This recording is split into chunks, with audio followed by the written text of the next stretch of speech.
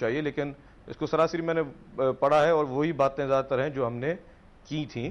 اور جہاں تک بات یہ کہ اگر عدالت کے فیصلے کے بعد اس پہ کمنٹس نہ کیے جائیں، جو کورٹ کا اس میں سب سے چبھتی ہوئی بات ہے، تو میں یہ کہوں گا کہ شہید ذوالفقار علی بھٹو کا جب ماورائے عدالت قتل کیا گیا اور ان کو شہید کیا گیا، اگر اس فیصلے پہ بھی ہم نے کمنٹ نہیں کر سکتے تو میرے خیال سے عدلیہ کے جو فیصلے ہیں وہ قابل احترام ضرور ہونے چاہیے، لیکن اس کے ساتھ ساتھ ان میں گراؤنڈ ریئلٹیز کو بھی دیکھنا چاہیے. اگر کوئی اس طرح کا کوئی فیصلہ، ایک تو میمن صاحب یہ مختصر بتا دیجئے ماورائے عدالت کیا ہوتا ہے؟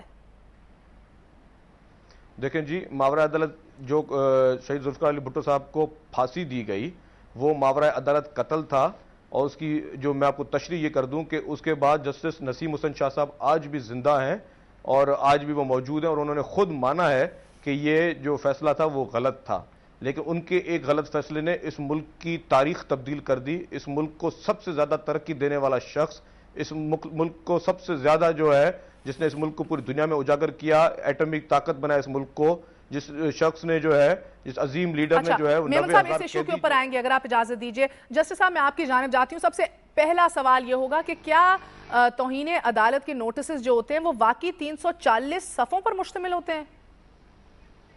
میرا خیال ہے میں نے وہ ڈیٹیل تو نہیں دیکھی، لیکن لگتا مجھے یہ ہے کہ اس توہین عدالت کے نوٹس کے ساتھ جو بھی ڈاکومنٹری مثال کے طور پر دستاویزات ہوں گی، مجھے صحیح پتہ نہیں، میں اندازاً کہہ رہا ہوں کہ مثال کے طور پر مختلف اخبار کے حوالے سے جو مختلف خبریں ہوں گی، ہو سکتا ہے ان سب کو اس کے ساتھ انیکس کیا گیا ہو یا ریپروڈیوس کیا گیا ہو. تو یہ میرا پرسیپشن ہے، لیکن چونکہ میں نے نہیں دیکھا میں غلط بھی کہہ سکتا ہوں یہ بات. نہیں، مگر عام طور پہ اسی طرح ہوتا ہے سر.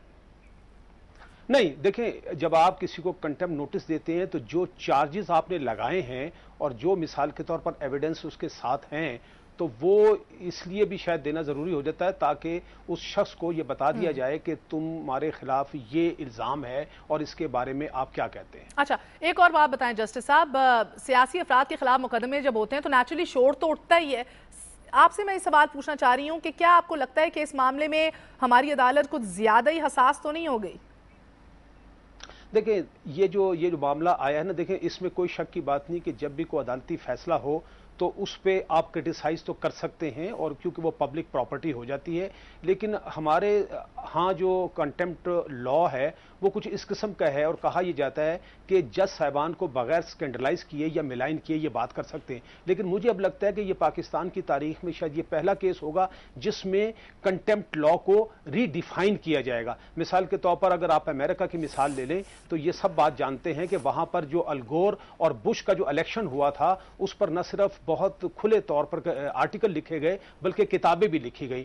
تو اب یہ چونکہ ایک آزاد عدلیہ، ایک نئی عدلیہ آئی ہے، کیونکہ اگر ہماری پرانی ہسٹری میں دیکھیں چاہے 200 کیس ہو، چاہے نصرت بھٹو کیس ہے، دوسری کیس، لیکن اس وقت تو بات کرنے کی اجازت نہیں تھی. گو کہ اجمل میاں صاحب نے جب سجاد علی اور نواز شریف کا ایپیسوڈ ہوا تو اس میں انہوں نے یہ تو فرمایا کہ ان سب نے کنٹمپٹ کی ہے لیکن ساتھ کسی کو سزا نہیں دی، یہ کہہ کر کہ کیونکہ یہ سب پولیٹیکل لیڈر ہیں اور ان کے اپنے پرسیپشن کے حساب سے یہ چونکہ توہین انہوں نے سمجھا کہ نہیں ہے تو اس لیے ان کو سزا نہیں دی. اچھا، ایک بات آپ نے کہا کہ نئی تاریخ رقم ہو رہی ہے، تو اب جہاں یہ پرسیو اور تصور کیا جا رہا ہے کہ عدلیہ کو بقول آپ کے سکینڈلائز اور ملائن کیا گیا ہے، کس قسم کی ہم ریپریمانڈ یا کس قسم کی پنشمنٹ دیکھ سکتے ہیں ان سیاسی فگرز کے خلاف؟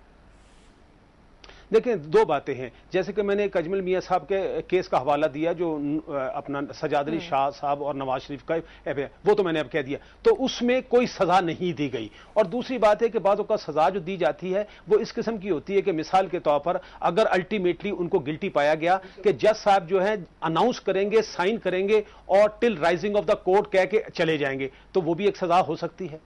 اچھا دیکھیں، ادھر ہم نے دیکھا کہ 40 وہیکلز، گاڑیاں جو ہیں ان کو آگ لگا دی گئی، 20 لوگ جو ہیں وہ مارے گئے 12 مارچ کو. میں آپ سے پوچھتی ہوں میمن صاحب، کیا آپ کو 12 مارچ کو کیا آپ کو لگتا ہے کہ سکینڈلائز اور ملائن کیا ہے آپ نے ہماری اعلیٰ عدلیہ کو؟ دیکھیں جی، جس عدلیہ کی بحالی کے لیے ہم لوگ جانوں کی قربانیاں دیں اس عدلیہ کو ملائن کرنا یا اس طرح کا کوئی پرسیپشن لینا میرے خیال سے درست نہیں ہے. جہاں تک آپ نے تو سر پہ احسان کیا آپ نے یہ کر کے، اب آپ کے حق میں وہ فیصلے دے تو وہ صحیح ہیں. دیکھیں جی، اگر حق پہ ہمیں فیصلے لینے ہو تو بہت ساری چیزیں ہیں، لیکن ہم یہ نہیں چاہتے کہ ہمارے حق میں فیصلے ہوں, ہمیں صرف یہ چاہتے ہیں کہ جو سچ اور حق ہو اسی پہ عمل ہو. اگر کوئی بھی ملک میں جتنی تمام پارٹیز ہیں ان کو ایک ہی نظر سے دیکھا جائے اور تمام کسی ایک پارٹی کا ہو کے کوئی اس طرح کا پرسپشن نہ کریٹ کیا جائے. میں کیونکہ اس میں مجھے بولنے کے لیے میرے پاس بہت ساری چیزیں ہیں اور وہ ساری چیزیں میں کورٹ میں جو ہے وہ بولوں گا, کیونکہ اب یہ آلریڈی جو ہے یہ سب جوڈش ہو گیا ہے. اچھا, آپ لیکن اس کے ساتھ میں ایک جی بتائیے پلیز. جی آپ بولیں. نہیں آپ بتائیے, ایک چیز کہنا چاہیں گے, کیا بات کہنا چاہیں گے؟